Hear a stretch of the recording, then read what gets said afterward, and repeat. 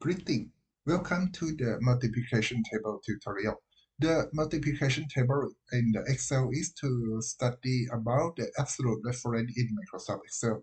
There is a lot of the tutorial on over the internet or the book or any resources, but anyway, this tutorial is not about the absolute reference and the relative reference. It's about the application. So you can start with download the file from the multiplication table. After you download, you can use the Microsoft Excel to open the file. When you open the file, you're going to see the empty table, right? And then the example is the table that you're supposed to do, okay? So if we see in the example, you're going to see that that is the multiplication table that we do when we are in the primary school. Yeah? So for example, if you say 2 by 2, right, it means 2 multiplied by 2 is going to get 4, right? If you say 2 multiplied by 3 is going to become 6, okay? So if we keep doing, for example, 5 multiplied by 5 is going to become 25. What we're going to do right now is mean we're going to try to use the Microsoft Excel to generate multiplication table. If you try to do the Microsoft Excel to do the calculation, it's very simple. You can set equal sign and then you put the formula by clicking the cell that you want. For example, I said 2 multiply. If you want to do the multiply, you use the shift and then press the A button in the keyboard. It's going to become asterisk. Okay, so asterisk is mean multiply in the computer language, and then you put the 2, right? So if you do this 2 cell, right, A4 multiplied by B3, so it's mean 2 multiplied by 2 or 2 by 2, right? So it's going to become number 4. Yeah. But if you see the reference by double click, they're going to become the upper cell and the left hand side cell. This one have no problem, but if you try to do the copy by clicking the right mouse button, or you can use the Control C or Command C in the keyboard, and then you go to the right hand side cell, and then you can use Control V or the Command V in the keyboard to do copy.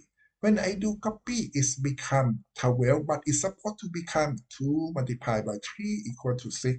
But if you try to double click, you're gonna find out that they gonna refer to the same location, right? But when you move the location change, for example, you want number 3 multiplied by 2, but the Excel know that they want you want to multiply by the left hand side cell, so it's gonna become 4. So it means if you keep copy, the cell reference gonna follow you, right? So this one we call relative reference. That we don't want to do this. So how can we do? So what we're gonna do is mean if we want to move the cell to the right, we copy the formula to the right. We want to tell the Microsoft Excel that hey man, if you go to the right hand side, you should remain at column A, right?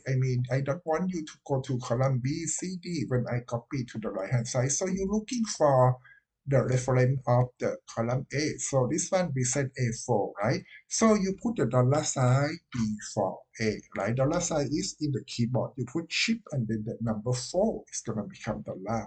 So when you put the dollar A, it means you want to put the absolute on the column A, right? So if you copy to the right hand side, it's gonna remain in the column A. So when you double click, you're gonna see the cell reference. You see, they're gonna keep remain in the column A. So it means if you keep copy to the right hand side, it's gonna become the column A. So it means we solve the problem about column. However, if we try to do this one and then we copy to the lower cell, that same thing happen because when you copy to the lower cell, it follow you, right? So you want the cell to remain in the row that you want. Which row you want? The row number 3, because row number 3 contain 2, 3, 4, something like this. So what we gonna do is mean we gonna do the reference on the row number 3 instead of the column. So in the row number 3, we put the last side before.